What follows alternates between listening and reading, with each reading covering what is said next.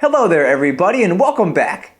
We've been together a while now, so you should know my name is Daniel, old green brown eyes, Valvo.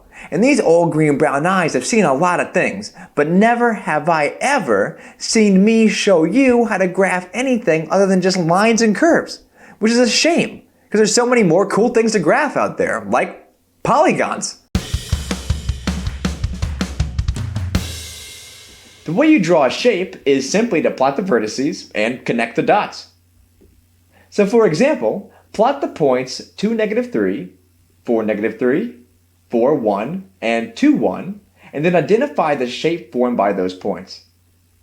So first just plot these points.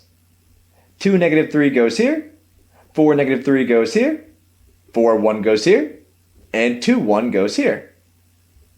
Then we can create a polygon from these points by treating them like vertices and connecting them with edges.